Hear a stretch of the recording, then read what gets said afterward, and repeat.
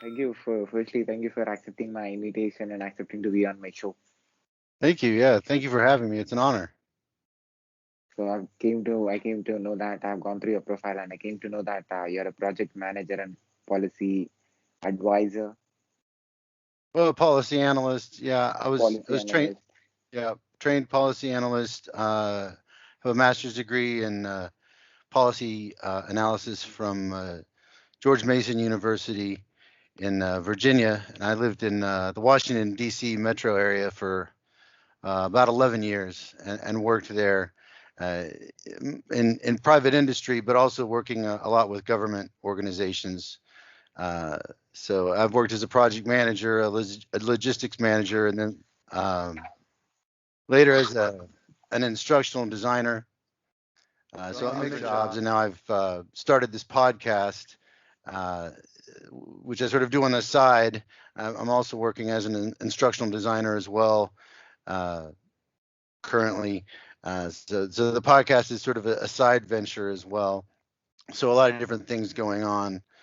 Uh, and kind of a mixed background of different jobs, and that's kind of what the podcast is too. Is kind of a mixed perspective of different uh, multidisciplinary approach to looking at a lot of different issues and questions, uh, hopefully in a different way, asking questions maybe that haven't been asked or been asked quite in this way before, to have a more meaningful and intelligent civil discussions about a wide range of different topics. So that's kind of what I got going on right So how now. old are you? I'm 50 years old. So So getting up there. so I can understand you're into different disciplines in your life. I'm sorry, say that again. You are into different professions in your life. Oh yeah. So um, I I started out. Uh, there was a company I was with for about 15 years, and I started out in the mailroom with them, and sort of managed to work my way up. I was just, it was like it was a, entry level job at a company, a corporation in the Northern Virginia area, just outside of Washington D.C. And so I was going to grad school for public policy, uh, and while I was doing that, I was working this job in the mailroom, and then managed to work my way up into logistics, and then into managing their this company did training programs, developed training, sold training to different companies and government organizations. And so I got involved in managing those training programs, and then managing the specific uh, course development projects, and then actually getting involved in the actual instructional design myself. So there've been like multiple steps throughout the process, and within those roles of being a project manager or program manager or instructional designer, I also had a chance to use a lot of my public policy skills in analyzing a lot of the problems that our clients come to us with, and they're trying to solve certain types of performance issues. I can analyze the different policy issues and different uh, policy problems that they're having internally, whether that's in a government organization or a commercial business, and analyze it from a holistic viewpoint, and offer different recommendations, potential solutions, uh, depending on their priorities and what they're hoping to accomplish. So that's kind of a mixed bag. That's kind of been it's a crystallization kind of the journey I've taken over the years. But yeah, I actually dropped out of school when I was the first time I went through college, and just because I was impatient and wanted to get out in the world, and worked a lot of different jobs over the years. Just not what you would consider great jobs or good jobs necessarily, but like a lot of hard work. Working in restaurants or construction, or driving a cab, working security, or being a bartender or waiter. All these different types of jobs before I was like, all right, I've had enough of this. I'm going back to college. So I went back to school, got my bachelor's, then went straight to it's like I When I went back the second time, I took my work and my studies a lot more seriously, and I got on fire, and then went straight from the bachelor's into the master's program, uh, and that ended up taking me into this whole field that I've been in, and project management was a big thing for a long time. It's still really big. It's a big field, and it always will be because everybody has projects to manage, right? It doesn't matter who you are, whether you have a project manager as your title or not. We all have little things to do, small tasks that need to be completed that are really projects. And so these types of lessons that project management have to teach really can apply to anyone. And whether you're trying to offer training programs for specific project managers, or just trying to extrapolate these concepts and lessons from that and bring them to other people, which is part of what the podcast is about, is kind of taking all these different lessons from my life personally as well as professional, and using a rigorous sort of uh, evidence-based approach to analyzing a wide range of different concepts for discussion, and then providing our analysis and our recommendations for different types of problems or addressing certain questions.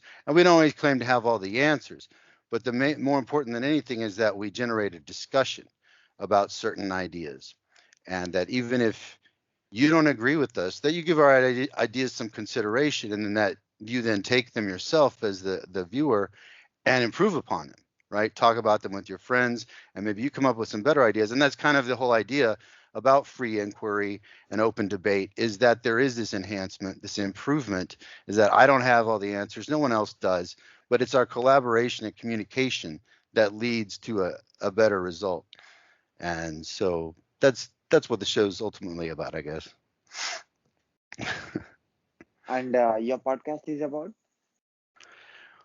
Well, we talk about a lot of different topics. We a lot of politics. It is very political. I don't know that it started out that way. That wasn't the intent, but with the events in the United States, it became impossible to ignore the political situation here. So there's been a lot of discussion about the different political events and issues.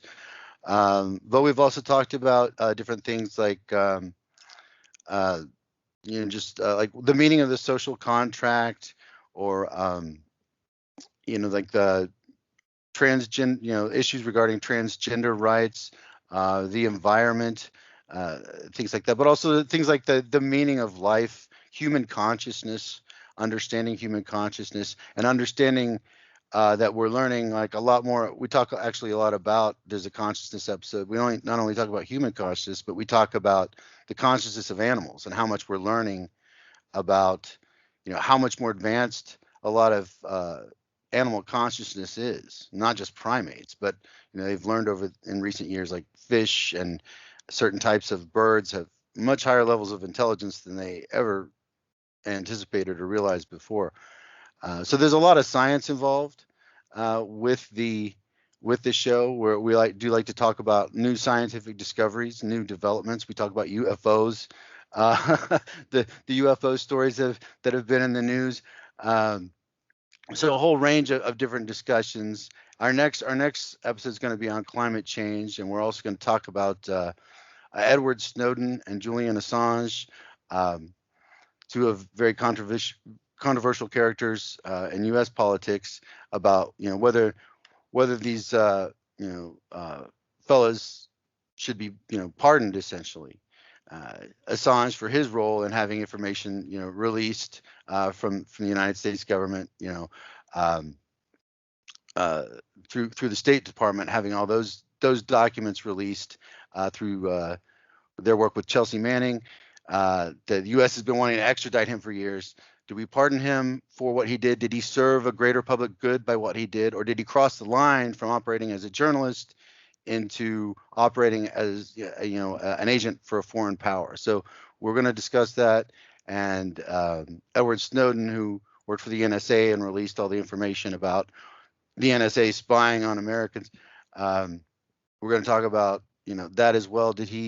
Did he serve a greater public good? Does that justify a pardon for breaking the oath? He took an oath not to reveal any secrets, but he functioned as a whistleblower, revealing all this information about what the NSA shouldn't have been doing.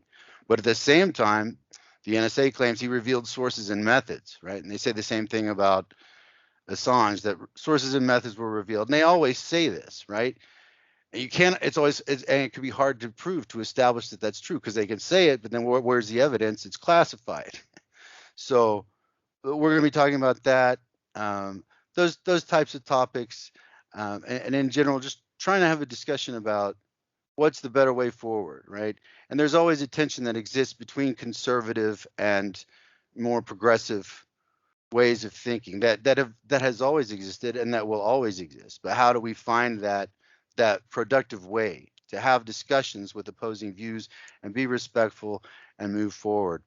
Um, and I think the biggest problem with that right now is that in the United States, there's so many people right now that aren't being reasonable, right? That we're having a hard time having a civil discussion because a lot of people aren't willing to accept scientific evidence, arguments supported by physical evidence, and they're willing to believe in these crazy conspiracy theories and preposterous ideas because it suits their short-term political interests, and that's a danger to democracy. And there's unfortunately far too many people that are a part of this. So it's a serious it's a serious concern. It's a threat to our republic.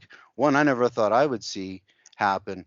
And so we do spend a lot of time on the show talking about that as well, because I mean our show's position is that this is an existential threat to the survival of the United States as a country, and that we're also facing an existential threat as humanity with climate change, right? And that we haven't done nearly enough. We haven't barely gotten started, right? And all these reports are coming out about we just had one released, right, from the UN just today about how dire it is, right? And that we're really running out of time. There's still time left to act, but we have to act, right? And it's going to require complete global cooperation, which isn't exactly easy to pull off. Uh, so these are big things, and that's a big part of what we're trying to be a part of, is to be a part of that discussion, but do it in a productive and respectful way, but bring something of a creative approach that doesn't keep doing things in the same old formulaic way, right? That we look at other viewpoints and ask maybe questions that don't get asked often, because and I'm not a journalist, I'm a policy analyst. So and this is an independent operation, so we're not beholden to anyone, we operate independently. uh, but the the pressure to make money, the news business, right? The business of journalism, it is a business. They're always under pressure to make money with their stories, right? The stories need to be exciting, engaging, right? And we want that too, but more important than exciting people, because we're not, our primary focus in this operation is not profit, but is to, generate discussion, right? And ideas that are underrepresented. And so that's really the primary purpose. And we would hope that would be the case with uh, things like journalism, but the way of the world is people work for money, right? And so there's that tension of how do we pursue profit while still pursuing the truth and not letting that profit motive corrupt our pursuit of reason and compassion and the right solution. And so that's what this show is all about, kind of that discussion about how do we move past um, this sort of morass we've found ourselves in, not just as Americans but as a people. I mean, we've seen the similar problems across the globe, in whether it be in India or you know in Hungary. I mean, across the globe, we're seeing these different tensions, right, between democracy and authoritarianism, right, between a respect for human rights and an oppression, right, of human rights for the benefit of the dominant group. So uh, that's that's what we're talking about. So by understanding that you are the top here, and can I say that you are a social psychologist? Well, I'm a I'm a policy analyst. I'm not really a social psychologist. I think you could say that I'm maybe something of a social scientist. Um, I think would probably be more accurate. Because you're talking about everything in the world. Yeah, basically, it's a holistic viewpoint, right? That I mean, that's the thing is that it's a challenge. Everything affects everything, right? Things are all interconnected, Yeah. and sometimes we need to break things down into their separate parts because it's overwhelming to look at everything. But at some point, you got to put everything, all those parts together, and look at the whole picture. It's good to get down into the details and understand them and everything, but you also need to understand how it all fits together holistically, right? Like climate change, it's a system, right? And one change affects all the other parts of the system. And it's like that in the world, even with societies and communities, right? The things we do have an impact on others that has a ripple effect through other people, right? Um, and there's things we do that have uh, a blowback or like there's like a backlash sometimes to something we do that maybe is aggressive or you know displeases someone, right? We don't do something the right way or whatever. We always have enemies. There's always someone opposes you. And sometimes you take a course of action and then there's the opposition to it. There's that backlash. And so it's like, how do you anticipate the backlash? How do you minimize the backlash? Um, right? How do you gather people to become your allies who weren't before, right? And to do so honestly, not to manipulate them, to trick them into a false alliance, but a legitimate, collaboration where people sacrifice and are willing to compromise to reach a negotiated solution. And that's not easy. Yeah, that's a human struggle that's been going on for a long time, and but it requires that ability to listen to each other, right, and to be respectful. If you're as soon as we start yelling at each other or insulting each other, it's over. That discussion's over. You're not going to convince me. I'm not going to convince you. So that's kind of what we're trying to do is establish that sense of respect and community, even with people you disagree with, intensely. That that really the only way is to stay there, stay with them when it would be easier to just dismiss them out of hand, right? Or write them off or insult them, even if they are horribly wrong. That you resist that, right? And that you forgive them their flaws as you would expect others to forgive you, right? If I want to be forgiven for all the stupid things I do, I need to be willing to forgive other people. And so there is that kind of like humility we're trying to bring to things, is that none of us have gotten everything right. So let's kind of like be forgiving of each other, right? And that I think that attitude can help you like to work things out and to not feel like you're so superior, like I have all the answers, because I don't, right? There's answers you have, I don't. There's things I don't. Skills you have, I wouldn't even begin to understand, right? So let's learn from each other, and that's our that's our hope and that's our approach. So, as a person who is into policy analysis from long time, so what do you think that worked? What do you think that is common in every policy that you have analyzed? In life, well, I Yes. could tell you, um, I mean, just off the top of my head, from what you said, I would say that there is, any choice made, any choice that you choose, any policy solution, right, to a problem, any choice that you make, whether that be as an organization, as a government, or even as an individual, whatever choice you make, whatever course of action you choose, is some other course of action foregone, right? If you choose to invest in this type of technology, you're going to choose not to invest in something else. There's a built-in sacrifice to any choice that you make, right? We have to dismiss this idea that we can have it all. This childish idea that some not all people have, but some people have. It can be a problem with a lot of Americans in particular because we've been on top for so long. We've gotten a little comfortable and spoiled, and we need to realize that we can't have it all. Everything comes with a trade-off, right? And it's like if we don't, I mean, the most obvious example is if we just keep, you know, pumping CO2 into the atmosphere without any restrictions at all, you know, there's going to be disastrous consequences. There are trade-offs for that behavior, right? And we can stave off a lot of those disasters, but that will come at significant, economic costs, at least in the short run. In the long run, we believe that will be the way to go and beneficial because it'll save humanity and a lot of other species as well. Uh, but because we do think there's this potential for the destruction of human life, within a century, if it if it continues to warm at the pace it has unabated, right? That once it starts exceeding a certain threshold, right? That it's going to be out of control and it only worsens exponentially uh, for the planet. And there's already things that we're going to be stuck with for centuries. There's already changes that aren't really reversible. We're going to have to make.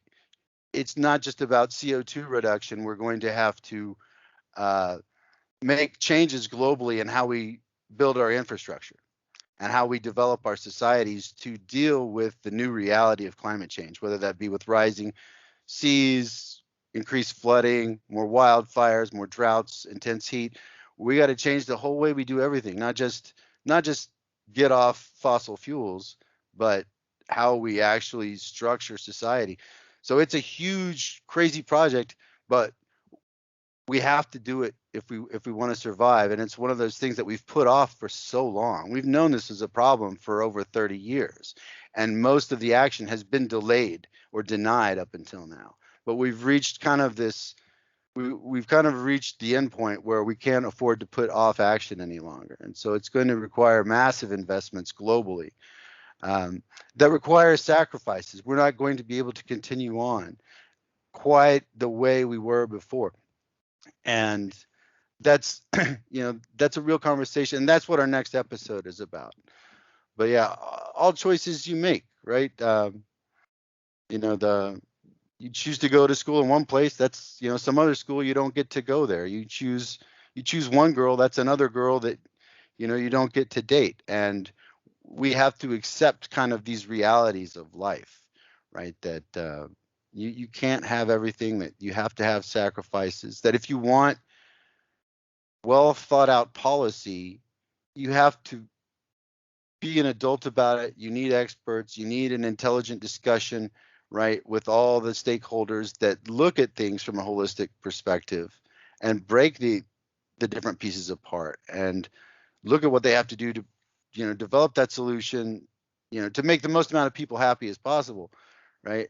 um, that there's all these compromises that you have to make just to pass legislation, right? In any government, there's all you have all these different interests, and you have to be willing to compromise and to negotiate and to respect the other side, their interests, and acknowledge that they have certain needs that have to be met, right?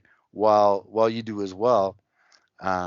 But that's just an essential part of life that we never escape, is that there's always trade-offs, but that we don't have to take a negative viewpoint of that, right? That you don't have to be like, oh wow, darn, I can never have everything. Well, no, no, you can't, but you never could, right? It was an illusion that was sold to us by Madison Avenue, by marketing. And it's a sales job that's been done, and it works, right? You tell people, if they buy this car, or if they go to this school, or if they dress this way, or if they're a part of this club, that this is going to unlock you know opportunity, prosperity. And there's some truth to that. It's not that there's something to be said for networking, and for going to the right school, and all these things are not to be dismissed. um, but that there's more to to all of this than mere acquisition of commercial goods, right? That there is a legitimate need to survive as a humanity and to get along peacefully. uh, that I think some people have forgotten with, you know, the new prosperity that a lot of people have seen throughout the world. Um, I think, and the technology, right? We have not yet learned to master our technology, and we see all these great gains from technology as far as the availability of information, but that's a double-edged sword. A lot of that information is bad, right? If people don't know how to selectively choose the right information, if they can't critically think, well, what's a good source, what's a bad source, if they haven't been trained how to be critical and uh, yeah, judicious in their analysis of information that's provided to them, they're not going to be able to make the right decisions. And that's part of what we're seeing in the United States, for example, is that the public school system has not been doing a good enough job teaching critical thinking skills, right? Because if they were, not this many people would have fallen for a lot of these ridiculous conspiracy theories and just preposterous claims that are being tossed around without any evidence, that a better informed populace would have rejected that out of hand and would not have tolerated it. But because unfortunately our educational system, well, I think at the collegiate university level is very good, at the public school system level, kindergarten through 12, it could be a lot better. It could be a lot better. The focus is is is more on babysitting the kids, right? Taking care of them, making sure they're safe, making sure the state doesn't get sued while you take care of them, and then teach them what you can while you babysit them, right? And make sure that that the test that they administer while you babysit them, the kids pass well enough so that your school doesn't lose funding. So it's really more of a focus of that and how to teach them to be obedient workers, right? More a focus of that. Show up on time for class, do what the teacher says, turn the stuff in on time. And that's important. Being on time is important. Turning stuff in on time is important. That is important. But what they forgot to teach was the creative thinking, the creative and the analytical, and the critical thinking. And and remove the lie that they are somehow separate. They are different, but they're related and they feed one another, the creative and the analytical, right? While they are different, they are also conjoined and they both serve one another. And a lot of this stuff just isn't discussed in school. You can get this kind of discussions in college, but it's not going to happen in most American junior highs or high schools. And so it's like we need to elevate ourselves. We're not doing nearly as well as we should be. Uh, so we got a lot of work to do. So hopefully we can help with that. We're trying. So tell me the percentage of effect that this planet got because of the policy analogy of yours in this I'm 50 sorry. years. I'm Say that one more time. I'm sorry. Tell me about the effect that the percentage of effect this planet, this Earth got because of the policy analysis that you did all these 50 years. Like 50 years from now, you Yes, mean? Where will we be? from the beginning when you started understanding the Uh, policy and analyzing it until today. So tell me the percentage of effect that this planet got and the people around you and the companies where you have worked and wherever you are. Tell me about the percentage of energy that got generated because of your contribution. yeah, I really don't know. That's a great question that I don't have an answer to. Uh, when we're talking about when you're talking about God, right? When you're talking about the spiritual, we refer to that a lot in this show, but we restrict ourselves to evidence, right? While I believe in a God, and I was raised in a Christian church. The show doesn't typically discuss religion formally, but we do allude to spirituality. And um, I mean, I can say that I definitely feel a lot of things at work in my life that I can't explain, right, from a rational perspective.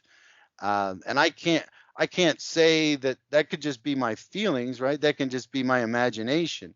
But my perception is that there are other forces at work beyond our understanding, far beyond our comprehension, that we're only at the beginning of even detecting or perceiving, um, that are present in all things. Uh, and the more I learn, the more strongly I feel about that.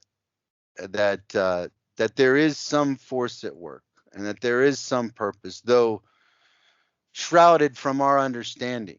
Right? We don't know the ultimate goal of why this struggle of life, right? This chaos of existence. We don't understand it, um, but we can learn things from it.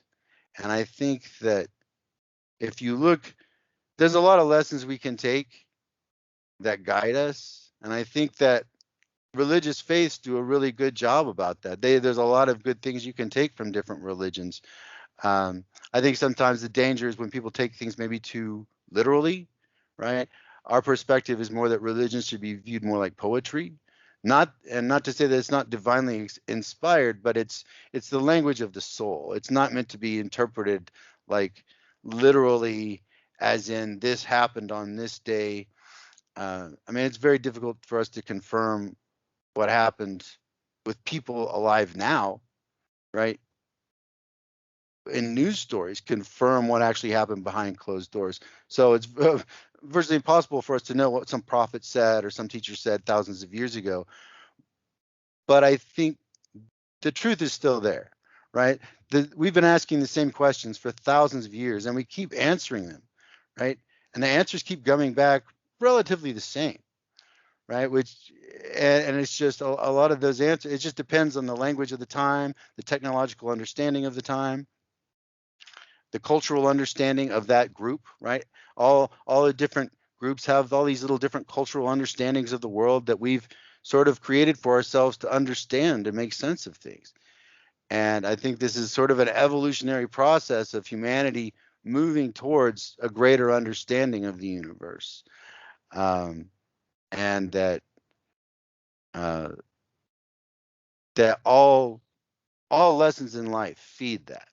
Right? Whether you're studying mathematics or science or history or psychology, uh, that they all feed the same truth, and that all these supposedly separate truths of history, information technology, finance, right, while they appear to be separate, right, they're separate in our understanding. Well, this is my career, this is your career, that they are all ultimately a part of the same truth, that they appear to us to be separate, but ultimately they are also one. So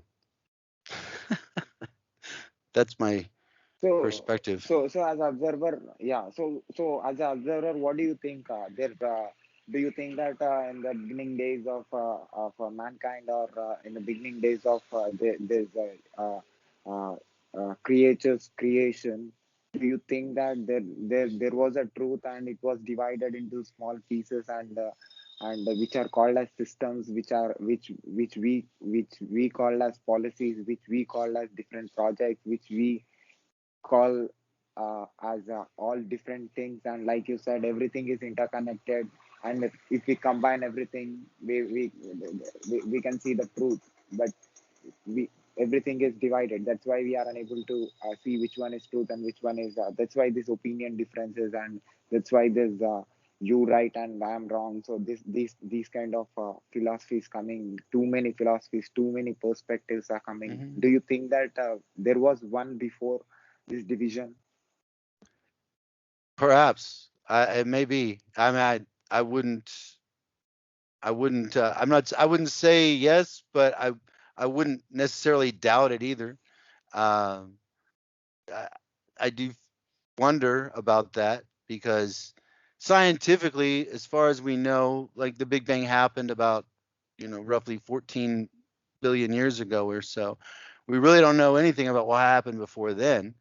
Uh, but it does appear from a human perspective uh, that we are in some kind of a confrontational, we're in a realm of existence that requires confrontation basically constantly, right?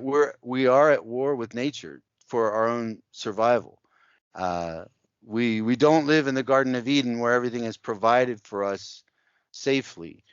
We must sort of there is a war to survive within nature between all living things, right? All living creatures sort of feed off of each other. Um,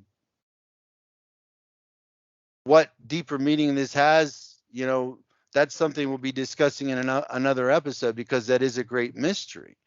Uh, you know, but we know this is a fact that all all living things feed upon one another, that they must.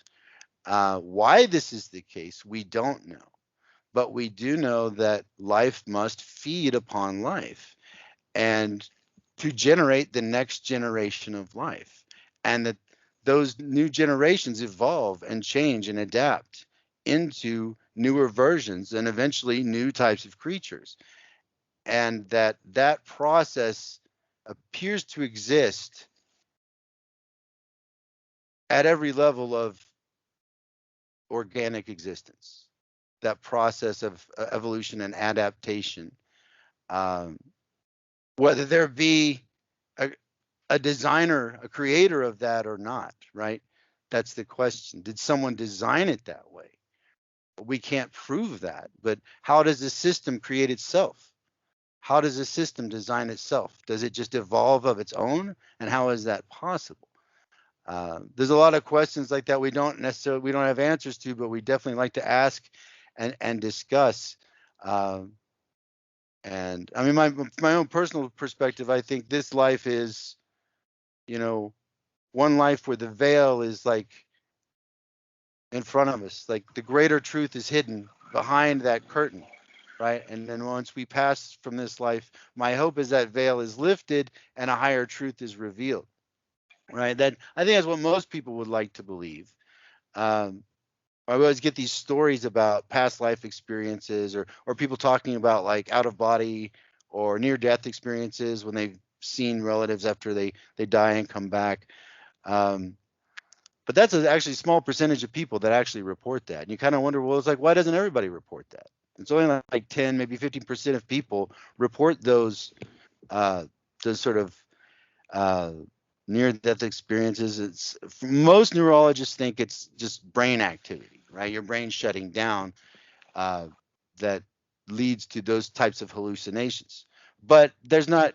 That's what most neurologists believe, but not all. There are some neurologists that believe there is, you know, a spirit realm, that there is another existence, that that your body, that your consciousness exists separate from your body, right? That then there's no proof of this, but there are, that and stories enough, and there have been some neurologists who studied this and other scientists, and while most of them don't believe it, there is a minority who do, that believe uh, consciousness does exist separately from the body, and they believe this.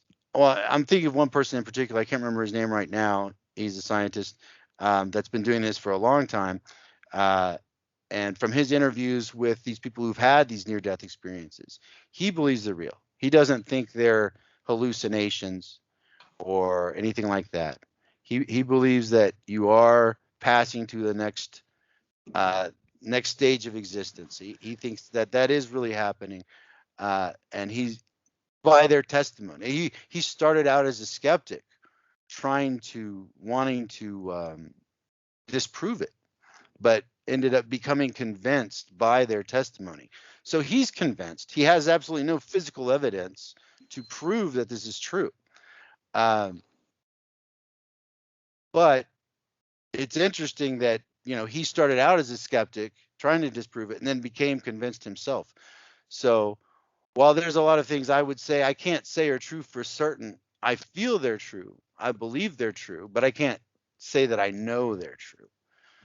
Right? So that's the difference. I think there's a lot of people that don't even perceive the difference, right, between knowing and feeling, between believing and knowing. That you can believe something, but at the same time, no, you don't know, but you believe, which is, that's the foundation for faith, is that Faith is believing in something without proof of it. You might have some evidence, but you really can't be sure. But for whatever reason, you choose this is your faith and this is what you believe. And all of us, even the most rational and most skeptical of us, there's a lot of stuff inside us that we just can't quite put our fingers on. Right? We can't quite make sense of, right? And some people are better about getting in touch with this than others, right? Some people don't talk about it at all, right? And it would be difficult for them to even verbalize these ideas.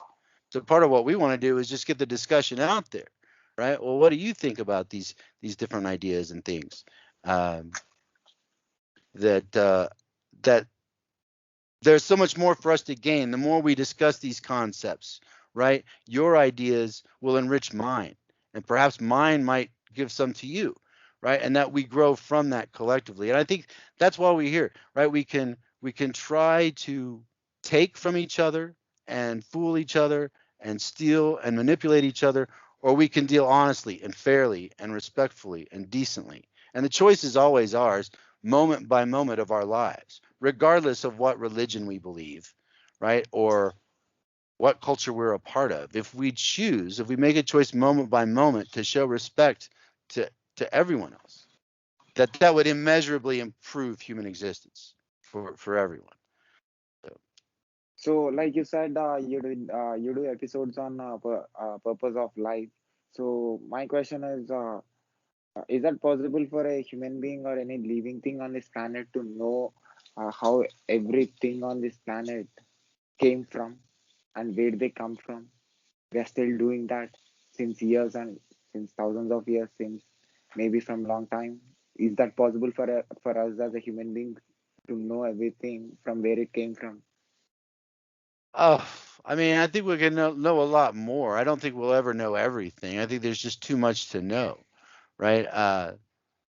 The When you think of all that there is to know in the universe or even on Earth, I don't think the consciousness, even the collective consciousness of humanity could really grasp it.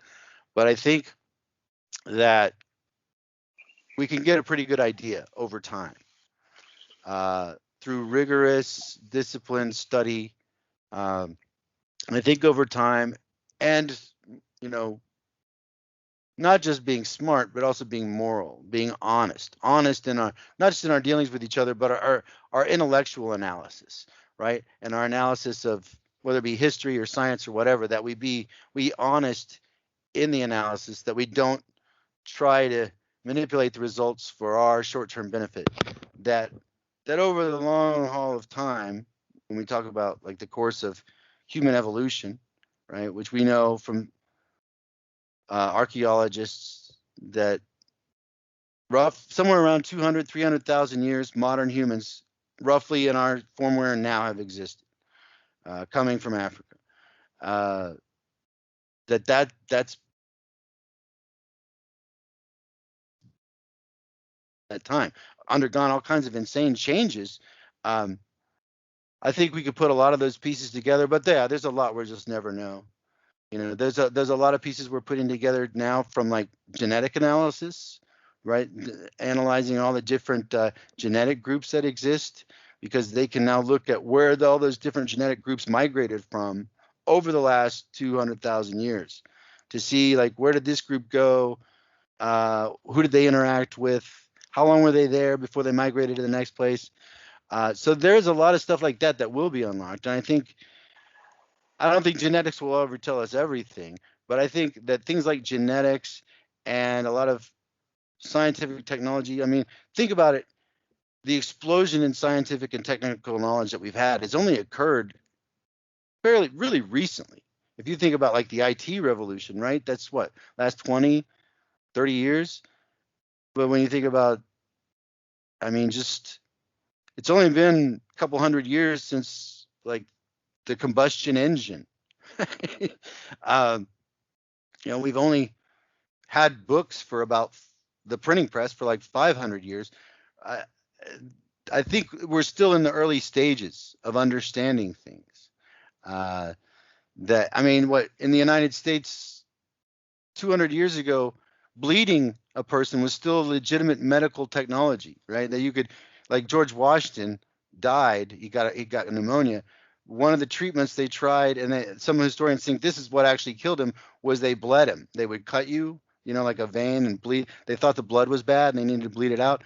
A number of historians think it's the bleeding therapy they think that actually killed George Washington.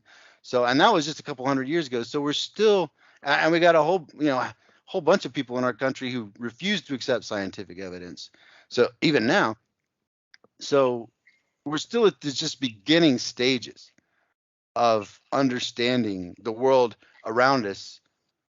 Like, so I think we got a long way to go, but I'm also encouraged by how far we've come in that time. But we'll never know everything. But I think a great deal will be revealed in time. But I think those answers also always lead to more questions. And I don't think we'll ever run out of questions. Like you mentioned about IT revolution, as a person who did masters in software engineering and graduation in computer science in engineering, what I understood is in my city also, uh, the data centers of Microsoft and Amazon are coming, and they they they they are storing their information in this kind of centers by selecting the regions where there will be less natural disasters. So so like this, I think now today we think that we created IT and we are we are trying to save the information and trying to send the information to the next 100 years who are going to live, and maybe to the people who lives after 2000 years or 4000. So but do, as an observer, as a as a person who has a universal perspective, as a person who understands everything, who puts concentration on everything, what do you say?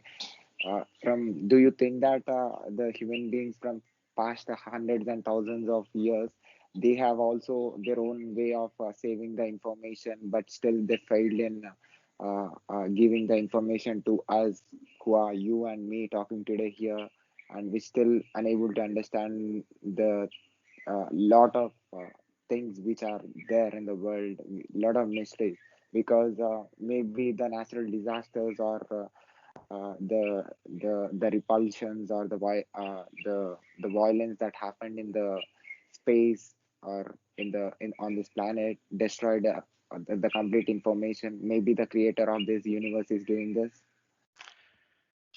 I mean, yeah, who knows? I mean, it is a system, right? It seems to function as a system. Everything operates. I mean, we don't know if there's a divine consciousness, but it appears there's an awful lot of laws at work, right? That exist, right? Where we can predict events and we can determine what these planets and galaxies are going to do over the course of billions of years. Uh, so yeah, it does seem there's a system in place. Uh, One would assume, I think this is why a lot of people believe in higher consciousness, is in a God.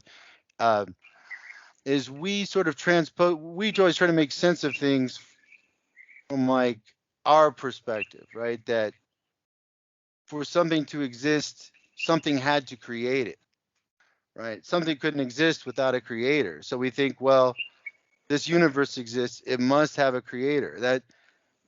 That just makes sense to our human understanding of our daily world, of things. Like when people 200,000 years ago would see a lightning storm or a hurricane or experience a drought, they had to come up with some way to explain that.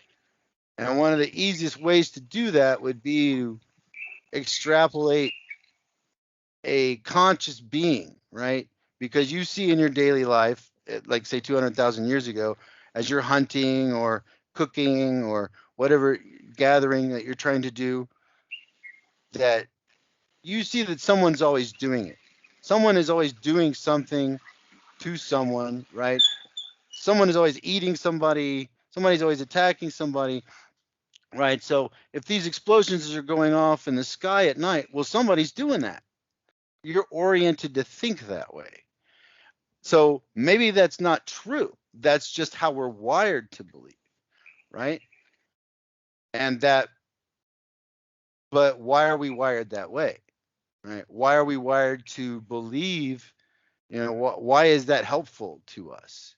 Could we not just, why do we need that explanatory sort of mythology to make sense of things? Uh, is it simply that's what was most readily available and most adaptive at the time to do, so that's what we chose, right? That that a lot of these rules that exist in morality, that they're not bad necessarily, um, but that were decided to control the tribe, right? To regulate the tribe, to keep the tribe safe, uh, and to protect the tribe. Uh, and for those purposes, right?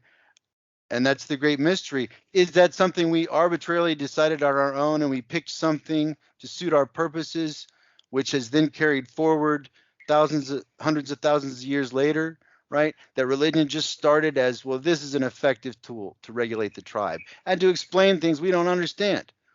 Or is our faith, is our suspicion of a higher level that we cannot see, does that exist because it's immutable, right? And that is felt, that although we can't prove it, we all perceive it, right? And that the world as it exists here is mirrored, right, in another realm that reflects the same laws and principles of this universe in a similar fashion. There are parallels at least, but they're beyond, right? Like this is perhaps a lesser, lower form of existence, and that there is a similar parallel existence, but at a higher level that we just cannot see.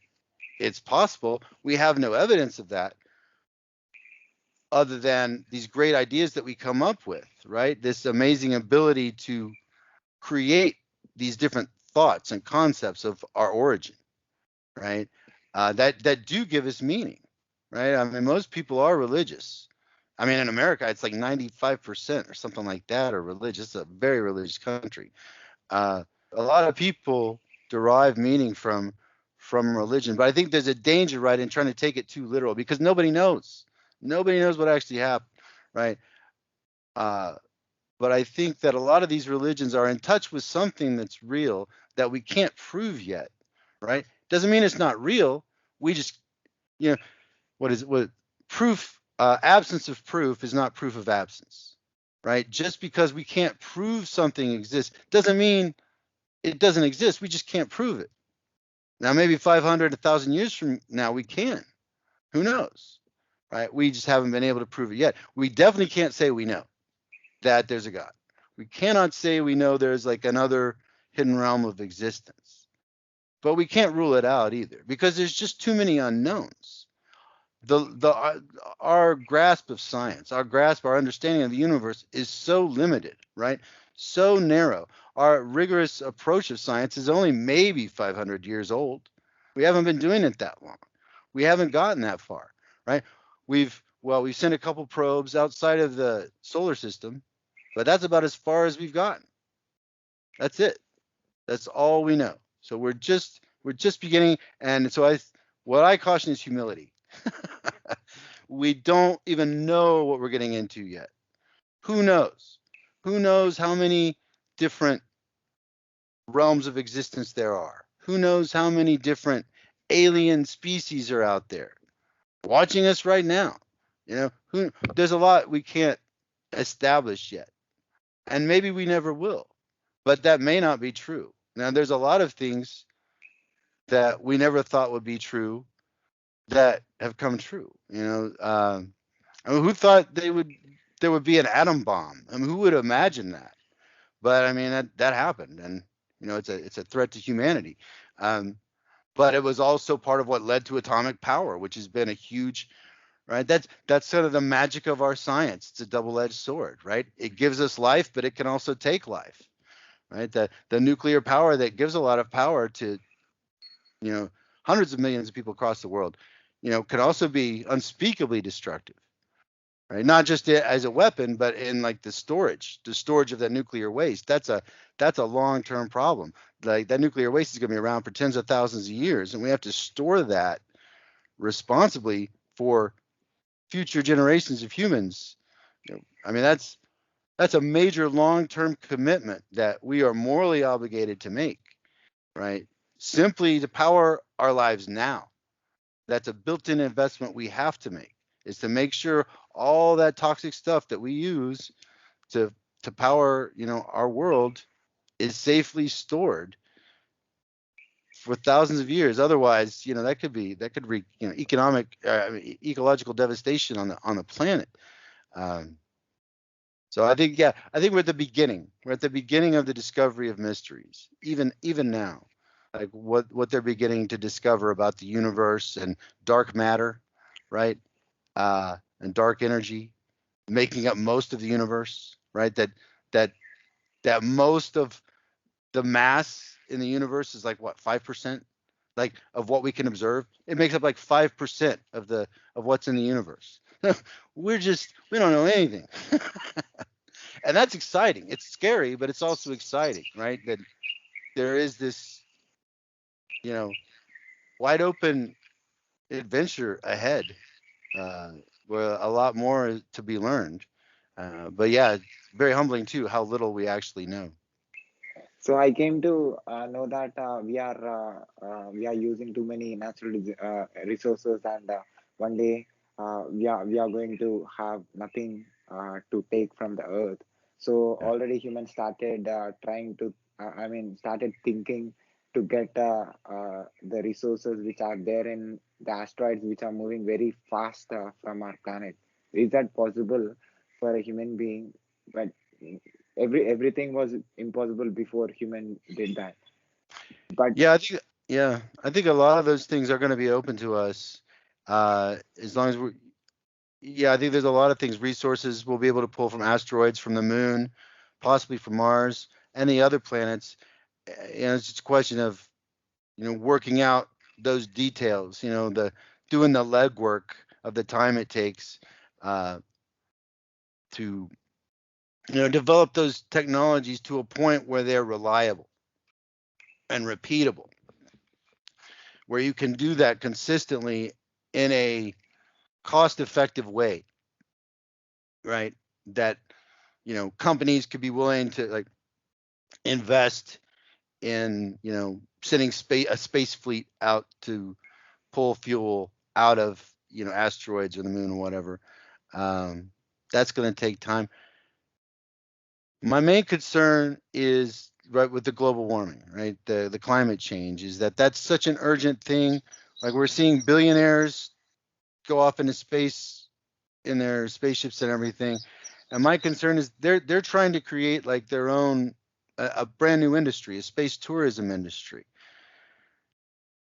Great. The problem is that we really need to be focused on saving the planet, not leaving the planet. And I'm all for space exploration and harnessing the whatever technologies are in space, going to Mars and beyond, traveling to other stars, all for it.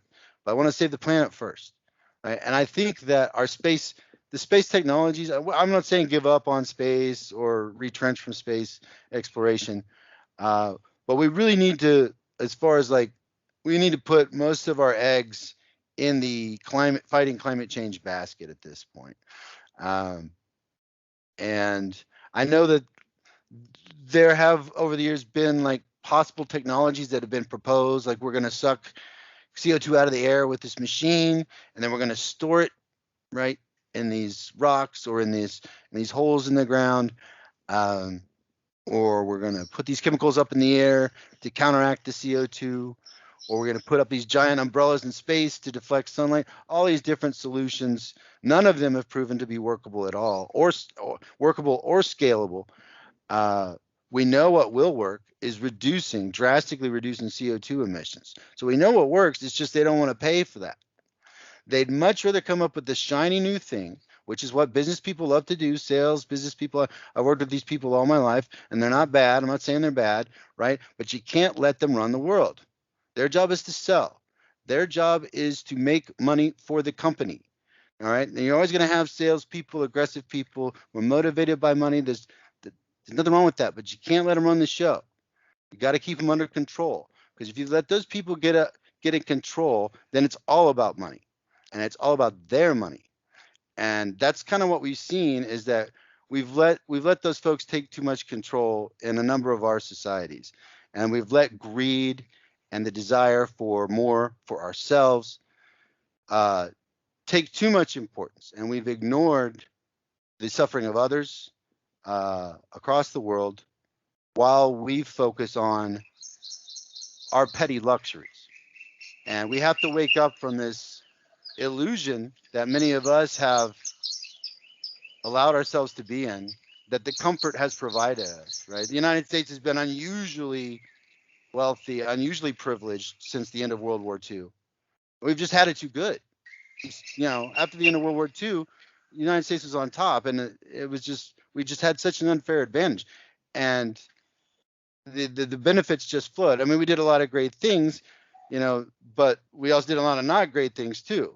We also put the fingers of our scale on most people's political systems at one point or another to get our way. And everybody else in the world remembers that. They haven't forgotten. Like, we've forgotten because we don't teach history in our schools. Like, my kids are in a good school system, right? One of the best school systems, public school systems in America. They don't teach them anything about history. It's terrible. It's ridiculous. That's in a good school system. So there is a dearth of historical knowledge in our country. So we're destined to repeat our mistakes because we don't know what we did. We don't even know what happened. You know, so that's a big concern, is that we're not learning from our past mistakes. I mean, that's the whole purpose of mistakes. You screw up, you learn from it, right? It's a trial and error, and then you're like, oh well, I'm not going to do that again because I learned that hurt, that didn't work. I'm going to try something else. But if every new generation's not learning from the past, we just keep repeating it over and over again, and that's our biggest concern, I think, in the show, is that people aren't learning from our past mistakes, because I think there's a lot of wisdom there to guide us. So I took more than the time that you gave me. Oh yeah, that's fine. That's great. That was a great conversation. Yeah, I have a last observation of mine. I want to tell. Correct me if I'm wrong in that. So, like I mentioned before question in that I said human beings are trying to extract resources from asteroids which are moving very fast. So, what do you say? Like what I observed is anything which is far away from a thing, if two things are far away from each other, it takes it needs energy to reach that. In, so do you think that we have enough resources or energy that with which we can get the resources which are there out of the planet at the same time? It becomes very costlier. Like recently, Amazon Jeff Bezos went above the earth, and he said to the world. But normal people cannot do that. They can't travel. They can't put so much money to do that. But the more the distance, if the distance increases, the human being should put more energy. It can be any energy. He should put more energy. So if he's moving to moon or moving to Mars, he needs more energy. Do you think that we have enough resources on this planet uh, so that we can extract from our Earth, or we can create things with which we can put fuel, or we can use any kind of energy in order to reach other planet? Like you also mentioned about the whole universe, we have only explored like 5%, maybe lesser. Like maybe we don't have maybe our senses are not able to understand or see or listen things or observe things which are maybe everything on this planet have a limited limitations. Everything has a Mhm. limitation. So it's a very very very very big thing, but human being compared to other species on this planet, human being is far better. He thinks and he can change something other than other species also doing, but comparatively, human beings are doing more than what other things are doing. But this is the only species on this planet who is trying to go out of the planet and trying to get out of Yeah, get the energies and use the energies and destroy the planet and destroy right, construction and destruction coming from this mind and this species right. energy. Well, I suspect, even though we only know of of life on one planet, ours, at this point, I suspect that we're a part of a process that occurs and has occurred probably billions upon billions of times already, right? That this this cycle of life is probably a lot more common throughout the universe than we realize. Uh, they're like scientists, astronomers are already establishing that there's more and more exoplanets that exist that could be habitable for human or for for life as we know it that could foster human existence, or that what would be in planets within that what they call the Goldilocks zone, where it's not too hot, not too cold, it's close enough to a sun that's not too hot, too big, and it's stable. That life could evolve, um, and they've been revising that. They've been realizing that there's a lot more planets that inhabit those Goldilocks zones, and those planets don't have to just be around like a yellow dwarf like ours. They could be around other types of suns as well. Uh, so I think we're just one. This is my suspicion, no proof, but yet someday maybe that what's happening here happens everywhere, like throughout the universe, and that we're just in the phase of learning to govern ourselves. Can we govern ourselves or destroy ourselves? And it could go either way at this point. That we've reached a level of technological sophistication for the first time in the last 75 years where we could destroy ourselves as a species. We never had that capability before. It never existed. We couldn't do it, even if we wanted to. But now we can. We can totally do it. We can do it a few different ways. We can do it. And we will do it. And all we have to do that is just keep doing what we're doing. And we'll be done probably in 100 years or less. Um, And so this is kind of like nature's test. And I think it's a built-in, systemic, systemically built-in test designed by the creator or not, but it's a test either way. Will humanity manage to govern its affairs justly, wisely, um, or not? And if we do, we will survive and thrive and continue and explore the reaches of space. We will colonize space in time. Probably like all species, once they reach a certain level of awareness, they look beyond their own planet. When there's going to be in any advanced thinking creature, there's going to be that creativity and curiosity, wanting to know, wanting to explore, wanting to move past where you were. So I think that's probably that instinct to explore space is good. It's natural, right? But we need to control it. Say, okay, that's fine. That's good.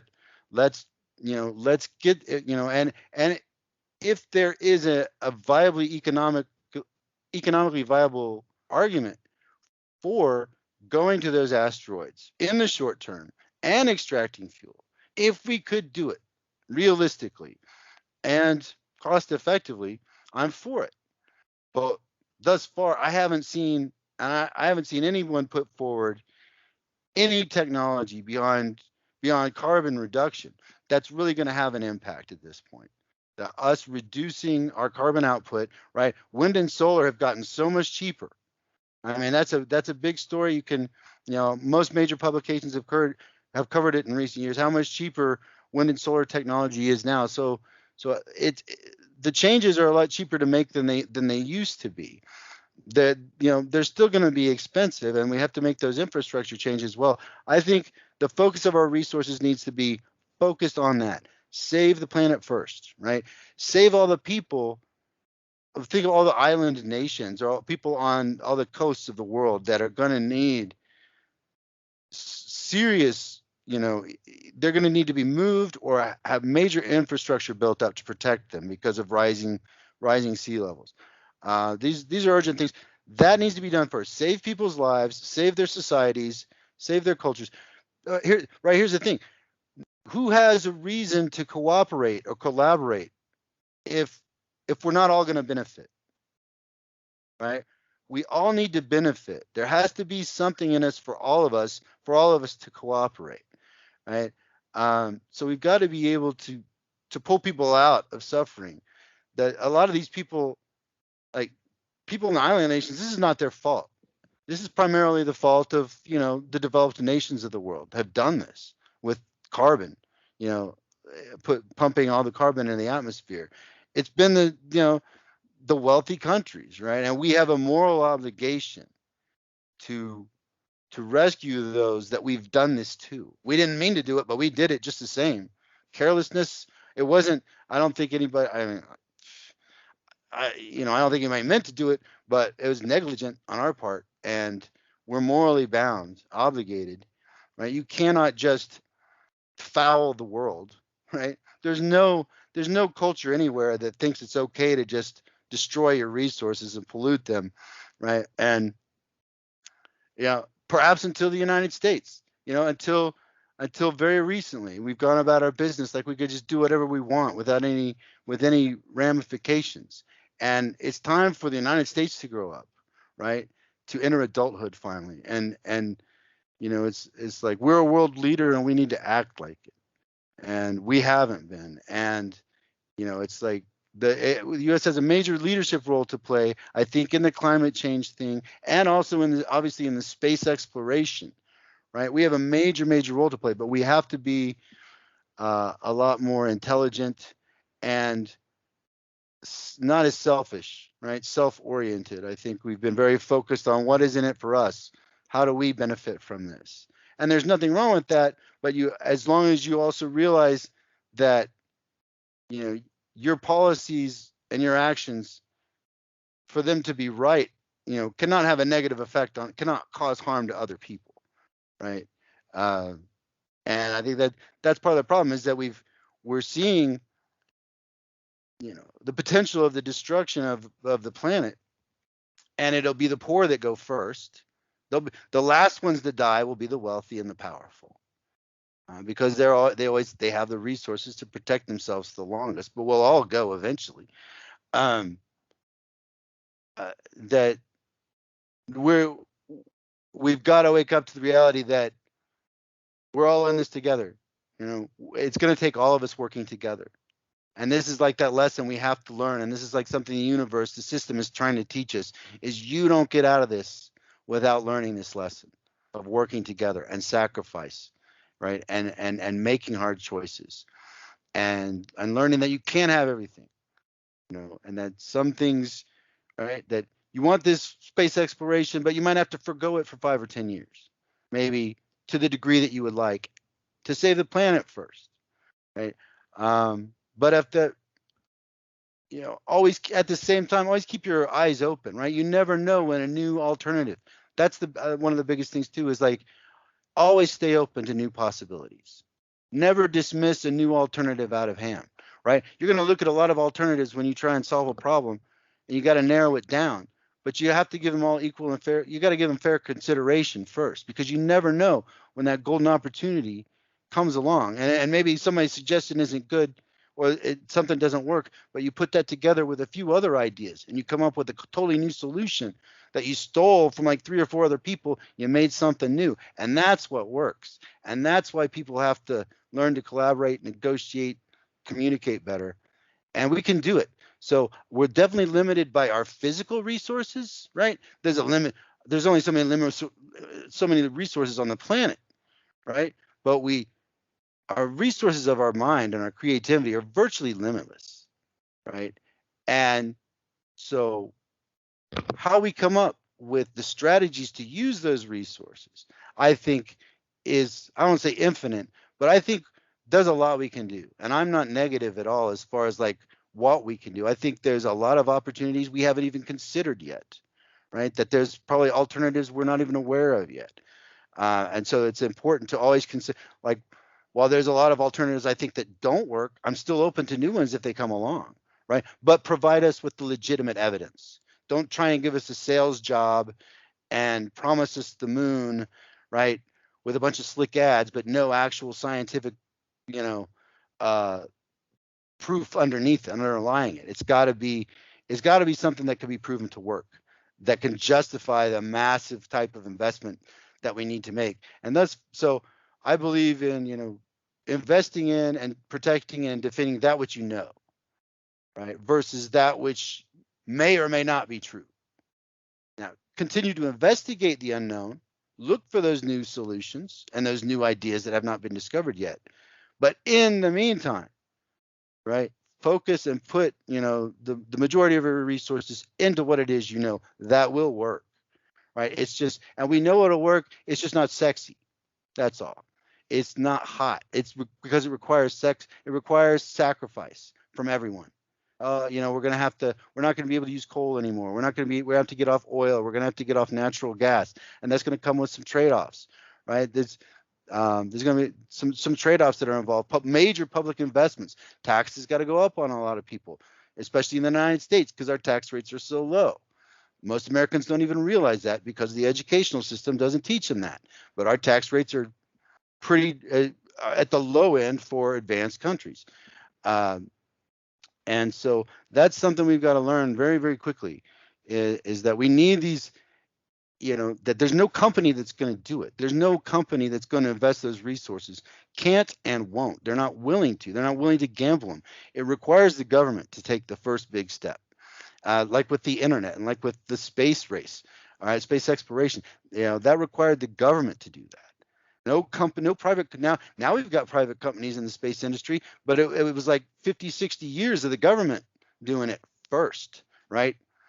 Establishing a pattern of success first. The government took the punch first. The government does the research, like whether it's the internet or whether it's like a lot of the pharmaceuticals or other medical technologies that are developed. They're developed by government grants, right? They're developed through government money first, because private companies aren't willing to take that risk. That's something the government invests in for the benefit of the people. Then once companies see, oh, there's money in this, then they jump in, right? Once the government's proven, oh wow, this has a value, this has a benefit. And so I think if we're honest with ourselves, if we're wise, right, that we have a whole suite of solutions available to us. Some of them not even known yet, to solve all of our problems and more, right? Not easily, right? And we'll never get past all of our problems, but I think the solutions are there. It's a question of us enacting our will to do the work to bring them about. And I think that's the problem, is sometimes just, people don't want to work. They want to, they just want to take it easy, like to do things the same old way. But we gotta make some changes. It's, part of life, part of adapting. So, at last, tell me about your podcast and the work that you do to my audience, so that they can follow you and they can see what the work that you do. Well, we talk about politics, we talk about religion, we talk about society, we talk about different cultures, we talk a lot about America. Like I said, we talk about human consciousness, uh, transgender issues. We're going to talk about a lot of other things too. Human rights. We talk about racism a lot, and the problem of racism in the United States. How bad racism is a problem globally, right? But it's much worse in America than I think most Americans were willing to realize. They did not, white Americans in particular, did not admit to themselves how bad it was. And I think what you saw over the last year or so was a big wake up call, like with all um, the cell phone cameras and police body cams that exist now.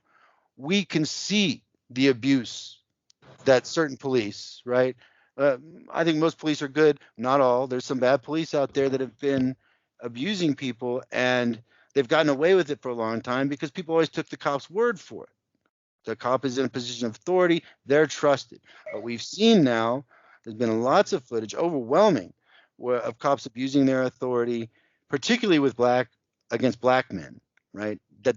those the worst offenses are committed against black men. But it's not just black men; it's minorities in general. If you're not white, you don't get the same treatment.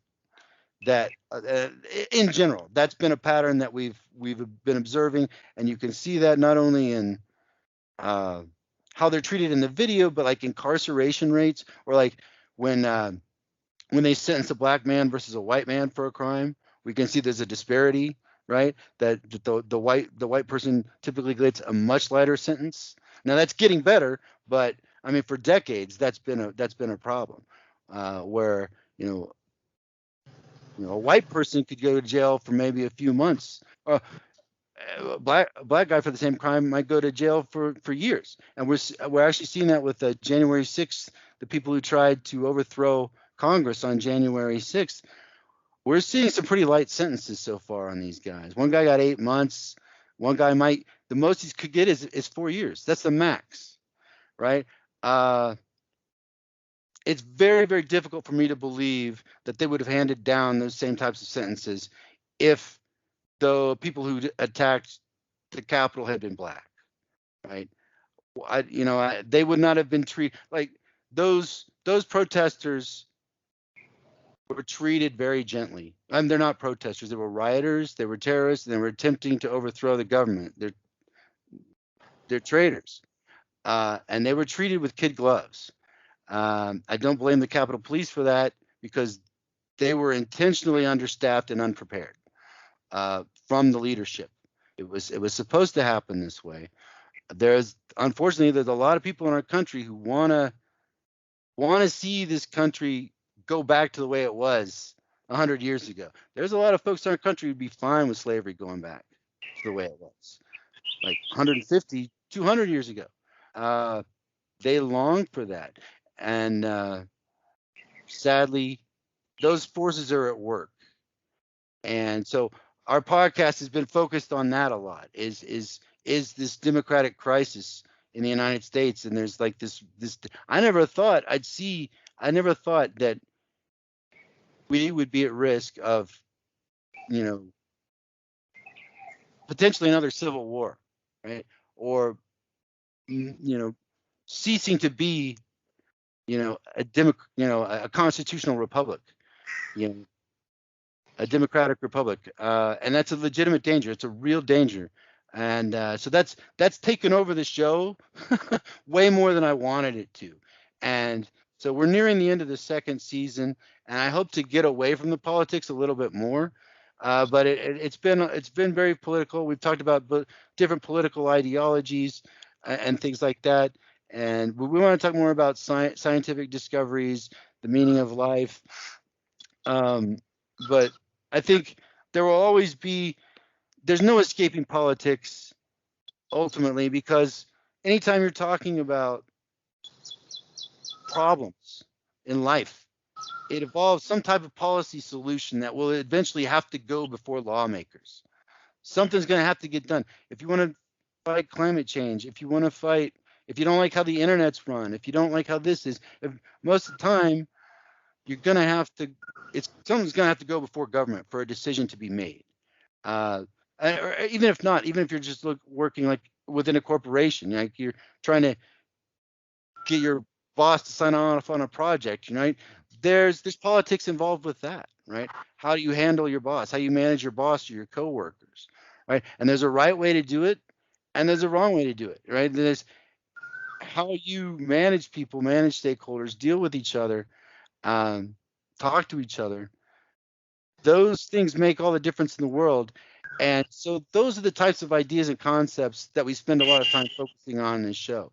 So even if it's not politics per se, we'll be talking about how do you listen, right? How do you know something is really true, right? How do you establish something is credible evidence, right? And we kind of like to delve into the details of how you know something is what you think it is, or find out that it ultimately isn't and you were wrong. And then what do you do?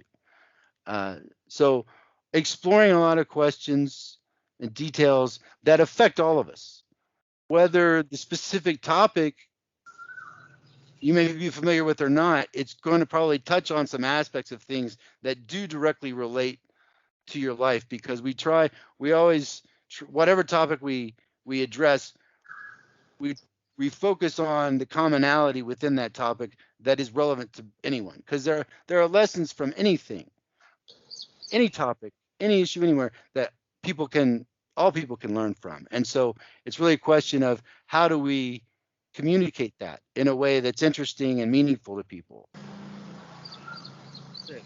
That's our show. So, at last, have you seen any videos of mine on YouTube, and what do you say about it? I did. I checked out a few of the videos. They were pretty interesting. I liked how you had people from all over the world, right, talking about their industries and their jobs. I think it's. I'm probably going to look at some more. That might actually be uh, a good research tool for me, actually, for my podcast, to give me some ideas, just to hear these other people talk about what their industries are like, but not just their industries, the cultures, right, and countries that they're from. That stuff is fascinating to me. So I think it's a great idea, and I think a lot of people, should really take notice of these sorts of things. This is a good educational tool for people. Your show to learn, you know, uh, different ways of working, right? Different types of professions and professionals all across the world. So I think it's great. I wish you a lot of success. And what do you say about the questions, the type of questions that I asked in this conversation, and what do you say about my performance? Oh, I mean, it's really great. I mean, very, very pleasant, very friendly, very intelligent. A lot of good questions. I thought very thoughtful, thoughtful questions, which I like. So a very pleasant interview. So thank you. So if you send me your links, I'll put in the description of this video on YouTube. People who finds our video on YouTube can see the work that you are doing, and like you said, you described what kind of content that you create, that you are trying to spread it. So I'm sure people from my country or people who are following me can see the work you are doing. Okay. Yeah. Great. So thank you very much, sir, for giving me your valuable time and spending your valuable knowledge in my show. Well, thank you. I really enjoyed it. I really appreciate it. And I look forward to watching more of your shows. So can I put this video on my YouTube channel with your permission? Oh, absolutely. You have my permission. Yeah. And also, can I put this audio and video clip on my podcast, website, social media, internet, everywhere with your permission? Yep. That's fine. You have my permission. Okay, sir. I'll see you soon. And whenever you want to say anything through my medium, you're always welcome. Well, great. Well, thank you very much. It was a great experience. I really appreciate it. Thank you, sir. Keep going. All right. Take care. Bye. All right. Bye.